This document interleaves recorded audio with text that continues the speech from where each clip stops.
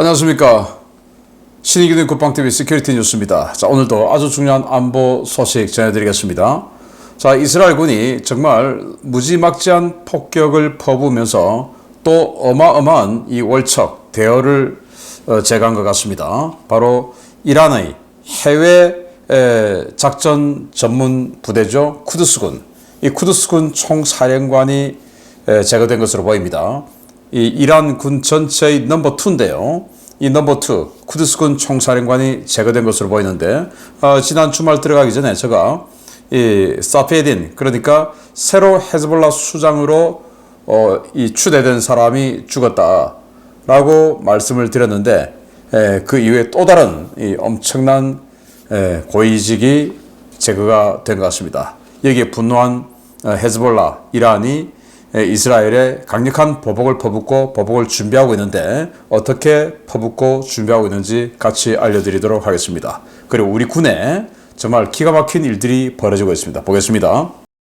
정보사령부 군무원 기밀 유출 사건으로 군 당국이 아직도 어수선한 가운데 최근 군 장교들에 의한 군사 기밀 유출 사건이 점점 더 늘어나고 있는 것으로 확인되었습니다.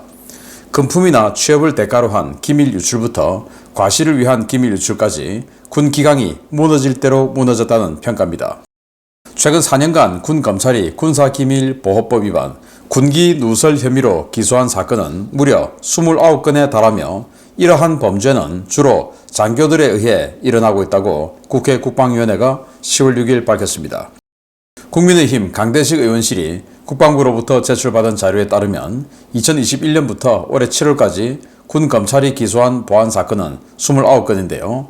21년부터 23년까지는 각각 6건과 8건씩이 발생했지만 올해는 상반기에만 7건이 발생한 것으로 집계되었습니다. 이는 올해 들어 보안 사건이 급격히 증가하고 있다는 것인데요. 이러한 보안 사건의 유형은 금품 수수와 재취업을 위한 경제적 이익을 노린 범죄부터 과시하기 위한 철없는 범죄까지 점점 다양해지고 있습니다. 육군 A대위는 중국 정보기관 요원으로 추정되는 조선족 성명불상 인물에게 우리 군의 합동지휘체계 단말기와 기밀자료, 비공개 서류 등을 무더기로 빼돌리고 4,800만 원 상당의 암호화폐를 받은 혐의로 기소돼 최근 대법원에서 징역 10년에 벌금 5천만 원 확정 판결을 받았습니다. 육군 B 퇴역 중령은 현역 시절인 2015년부터 무려 3년간 군 전력 증강 사업과 관련된 기밀 자료를 방산업체에 유출하고 퇴역 후 해당 업체에 이사로 재취업한 혐의로 징역 4년을 선고받고 재판 중에 있습니다. 가장 황당한 것은 육군 C대위입니다. 이자는 근무 중 여자친구와 카카오톡을 주고받으며 2급 비밀인 국지도발작전 및 특수작전 전투 세부 시행규칙 문서를 휴대전화로 촬영해 보냈다가 체포됐는데요. 이자는 지난해 11월 징역 1년 6개월에 집행유예 2년을 선고받고 재판 중에 있습니다. 문제는 적발 기소된 사건들은 말 그대로 빙산의 일각에 불과할 가능성이 높다는 것인데요. 유사시 군은 물론 국가의 붕괴로 이어질 수 있는 기밀 유출 범죄가 급증하는 현상, 근본적인 원인이 어디에 있는지부터 생각해 봐야 할 것 같습니다. 네, 이 군사 기밀을 그냥 돈 때문에 또는 그냥 폼 잡으려고 이렇게 유출하는 이런 군기문란 사건이 너무도 많다라는 건데 정말 최악의 사건은 이 A대위예요. 이 A대위. 징역 10년에 벌금 5천만 원 선고받았습니다. 그러면 징역 10년 선고받았으니까 야 뭐 제법 받았네 라고 할 수 있지만 저는 이거 완전히 송방망이라고 봐요. 왜냐? 뭘 줬냐? 이 아마 중국 국가안전부 국안의 요원으로 추정되는 조선족에게 암호화폐 비트코인 4,800만 원어치를 받고 내준 정보인데 합동지휘 통제체계 KJCCS, 그러니까 우리 군이 보유하고 있는 모든 이 무기체계들, 뭐 아파치 공격 헬기, 또 K2 전차, 또는 이 해군의 함정들, 조기 경보기, 레이더, 또 각 이 군단의 작전지휘센터, 또 거기서 내려가는 각 대대까지 이 모든 이 네트워크 시스템을 전부 공개해 준 겁니다. 자, 그러면 이거 다 갈아엎어야 될 상황이 온 것 같은데 이거 천문학적인 비용이 들어가는 거죠. 그런데 이 정도 손방망이만 때려서 되겠습니까? 사형을 해야 되는 자예요. 사형을. 제가 봤을 때 그 정도로 어마어마한 기밀을 유출한 자인데 뭐 우리나라는 현실적으로 사용을 안 하니까 그러면 무기징역을 해야죠. 최소 30년 이상은 복역해서 살 수 있도록 또는 죽을 때까지 살아야 되도록 무기징역을 해야 되죠. 그리고 또 뭘 했냐? 특수임무여단 작게 기밀 유출 13여단 그러니까 참수작전부대 참수부대 그 참수부대가 평양에 어떻게 들어가서 김정은이 어떻게 제거하고 한 그 작전 계획을 보내줬다 이겁니다. 그러면 그 13여단 들어가면 다 죽는 거 아닙니까?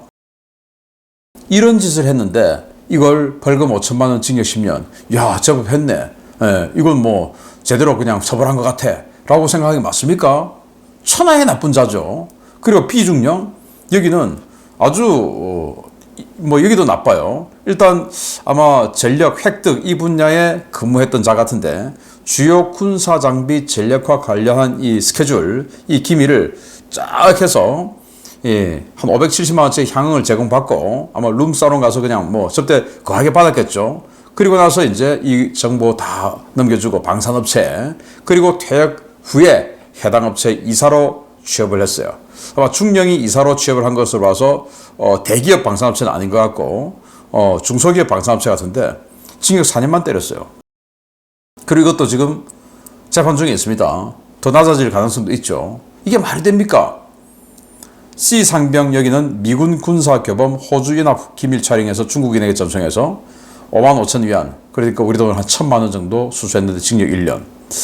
네, D대위, E대위 육군 공군인데 여기는 여자친구에게 폼 잡으려고 여러 가지 걸 촬영해서 카카오톡으로 나 이런 사람이야 나 이 정도 된 사람이야 하고 폼 잡으려고 전송을 해준 거예요. 자, 일단 이 그런 지통실에 이런 세부 시행 규칙이나 이 작전 계획이 들어있는 지통실에 휴대폰 가지고 들어가면 안 되죠. 그런데 그 보안 규칙 어기고 장교니까 갖고 들어가고 뭐 이 짓 한 겁니다. 그리고는 찍어서 나 이런 사람이야 하고 자랑질 하다가 들켰고요. F상사 여기는 지금 수사 중에 있는데 휴대전화 무단 반입해서 특별 취급 기밀 정보 녹음을 유출했는데 북한군 감청 자료 그걸 그대로 녹음해서 갖고 다니다가 친구들에게 자랑하다가 지금 걸렸다라는 겁니다. 이 제정신 아닙니까? 제정신 아닌 거죠, 완전히. 자, 그런데 이게 21년, 23년까지는 연간 통틀어서 6건, 8건씩이 적발되는데 올 들어서는 상반기에만 7건이 적발됐다. 그럼 하반기에 또 더 많겠죠. 급증하고 있는 거예요. 왜 급증하냐? 요즘 뭐 장교에 대한 또 간부 부사관에 대한 자긍심이 있습니까? 병사들 200만 원 주는데 나는 병사들보다 훨씬 더 일 많이 하고 돈은 비슷하게 받아. 그럼 누가 거기 있겠습니까? 저는 윤석열 정부가 제일 잘못한 게 병사들 200만 원 준다. 이겁니다. 물론 병사들 200만 원 주면 좋죠. 그러면 그 조치로 인해서 상대적으로 박탈감을 느낄 초급 간부들, 부사관, 장교들에 대한 이 보상을 어떻게 해줄 것인가를 대책도 세우지 않고 나만 당선되면 돼 하고 무작정 찔러버린 이 제도 때문에 우리 군이 지금 다 무너지는 거예요. 지금 뭐 부사관 지금 제대하는 사람보다 입대하는 사람이 더 적어요. 이제는 그 부사관들 10년씩 15년씩 양성하려면 오직 세월이 지나야 그 정도 기량이 되는 건데 그거 지금 다 나가버리면 어떡하자는 겁니까? 윤석열 정부 정말 역사에 사죄를 해야 될 정도의 엄청난 짓을 저질렀어요. 그거 바로잡아야 됩니다. 어떻게 바로잡냐? 돈 더 줘야죠. 돈 더 줘야지. 돈 더 줘야 됩니다. 자, 그런데 이 아까 A대위 여기는 진짜 악질이에요. 왜냐? 아예 이런 공작 무슨 007도 아니고 이 조선족으로부터 시계형 녹음 몰래카메라 이런 것까지 제공받고 해킹 장비 이런 거 제공받아서 아예 완전히 뭐 007 이 첩보용 같은 그런 촬영을 해가지고 도찰하고 정보 취득해서 넘겨준 자예요. 이런 자를 10년만 하고 해서 됩니까? 정말 솜방망이 처벌.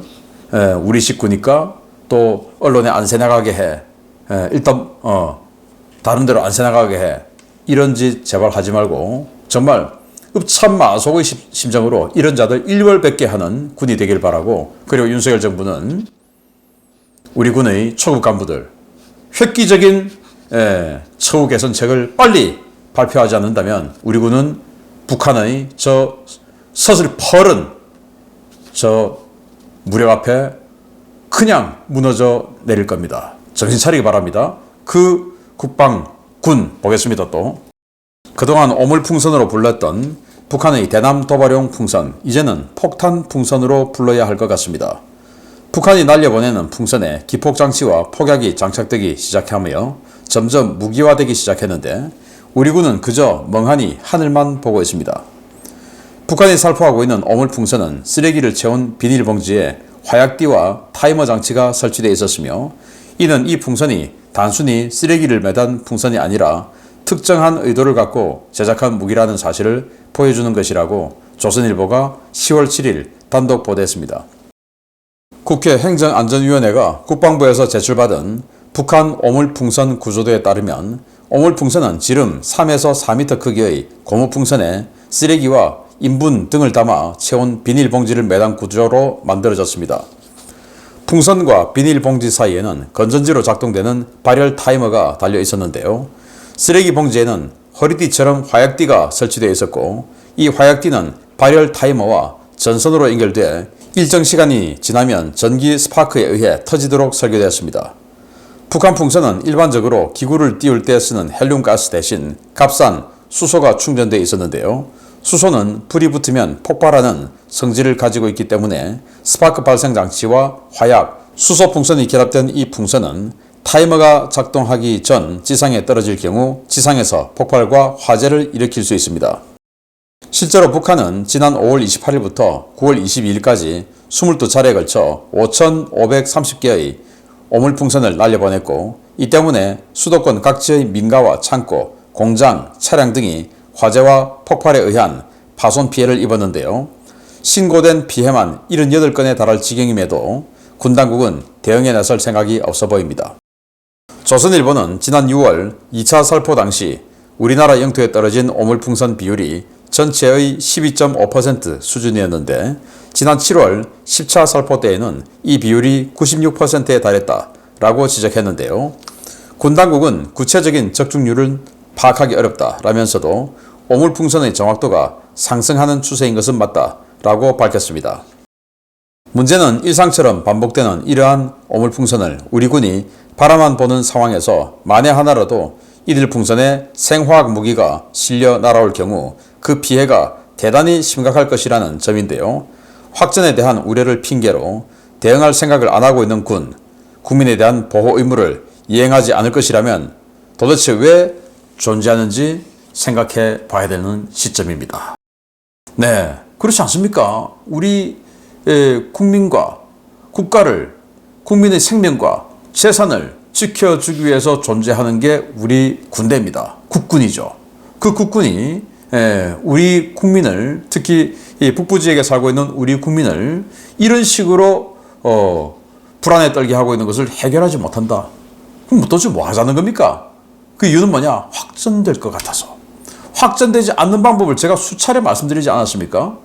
헬기 띄워서 그냥 총으로, 소총, 풍선 이거 그냥 쏴버리면 됩니다. 민통선 그 라인에서. 그러면 민통선 이북에는 민간인 통제구역이기 때문에 민간인이 안 살아요. 그게 뭐 논에 떨어지든지 산에 떨어지든지 격추돼서 피해가 없는 거 아닙니까? 일단 인명피해는. 이렇게 큰 걸 헬기에서 소총으로 못 맞추겠습니까? 그리고 뭐 얘가 뭐 회피기동을 하는 게 아니고 아주 빨리 날아다니는 건 아니고 그냥 뭐 풍선으로 그냥 쑥 이렇게 날아오는 건데 이걸 못 맞추겠습니까? 그러면 또 이게 북한 쪽으로 소총이 날아가겠습니까? 아니 소총 최대 사거리가 2km, 유효 사거리가 뭐 500m, 600m. 그거 우리 예전에 다 배웠지 않습니까? 민통선에서 쏘면 그게 그 탄이 자유낙하해서 북한 지역으로 날아갈 뭐 가능성이 있습니까? 없죠. 사거리가 안 되니까. 그래서 소총으로 쏘면 돼요. 그런데 왜 안 하냐? 라는 겁니다. 자, 이런 식으로 떨어뜨려요. 그래서 한 개 통으로 떨어뜨려서 만약에 이게 차에 떨어지지 않고 지나가는 사람에 맞았다. 살 수 있겠습니까? 이 맞은 사람이. 자, 그리고 여기에 수소가 충전돼 있어요. 원래 헬륨 가스를 해야 되는데 비싸니까 값싼 수소를 넣었어요. 근데 이 기체 상태의 수소는 폭발성이 대단히 높은 거 아닙니까? 그리고 여기에 타이머를 장착해 놨어요. 터지도록. 근데 안 터졌잖아요, 여기 지금. 그러면 스파크가 터져서 터지도록 타이머가 장착되어 있는데 터지면서 이 상태로 떨어져 가지고 터지면서 얘를 건드리면 어떻게 됩니까? 폭발을 하는 겁니다. 이거는 우리 공격하는 이 폭발물이에요. 그런데 지금 이런 식으로 우리 민간인을 공격하는데 우리 군이 가만히 있다. 이건 직무유기 아닌가요? 그래서 저는 지금이라도 빨리 우리 항공작전사령부, 육군항공작전사령부에 명령을 내려서 헬기들 띄워서 여기에 특전사, 저격수들 아니면 군단 특공들 태워서 쏘면 그냥 뭐 아무 문제 없이 민통선 이북에서 해결을 다 할 수 있고, 그리고 우리 군과 우리 정부의 의지도 북한에 보여줄 수 있는 이런 걸 왜 안 합니까? 지금이라도 당장 하시기 바랍니다. 세 번째입니다. 지난 10월 4일 하산 나스랄라의 후계로 추대된 하셈 사피에딘이 사망할 당시 현장에 이란 이슬람 혁명수비대 최고의 장성이 함께 있었으며 이 장성도 이스라엘의 폭격으로 사망했다는 소식입니다. 아무 입장을 내지 않고 있는 이란, 이르면 오늘 이스라엘을 겨냥한 대규모 미사일 공격에 나설 것으로 보입니다. 이란 이슬람 혁명수비대 해외 공작 전담 부대인 쿠드스군 사령관이자 최고 지도자 알리 하메네이가 가장 총애하는 군인 중 하나인 이스마일 가니 쿠드스군 사령관이 레바논 베이루트를 찾았다가 폭사한 것으로 보인다고 복수의 외신들이 현지 시각 10월 6일 보도했습니다. 가니 사령관은 지난 10월 3일 이스라엘 군의 레바논 침공과 하산 나스랄라 사망 이후 헤즈볼라 조직의 후계 문제를 상의하기 위해 베이루트를 찾았는데요. 10월 4일 새벽 베이루트 남부 다히에 지역에서 연락이 끊긴 것으로 전해졌습니다. 가니 사령관은 이날 헤즈볼라 새 지도자 하셈 사피에딘과 만나기 위해 다히에를 찾았던 것으로 전해졌는데요. 4일 새벽 이스라엘이 헤즈볼라 새 지도부를 겨냥한 융단 폭격을 퍼부은 직후 수행 참모들과 함께 연락이 두절된 것으로 전해졌습니다. 가니 사령관은 이란이 해외 무장 조직들을 관리하기 위해 창설한 쿠드스군을 지휘하는 인물로 지난 2020년 미국의 공습으로 사망한 가셈 솔레이마니 소장의 뒤를 이어 쿠드스군을 맡았는데요. 그는 솔레이마니와 21년 동안 쿠드스군을 함께 이끌었던 인물로 하메네이의 최측근 인사로 평가되는 인물입니다.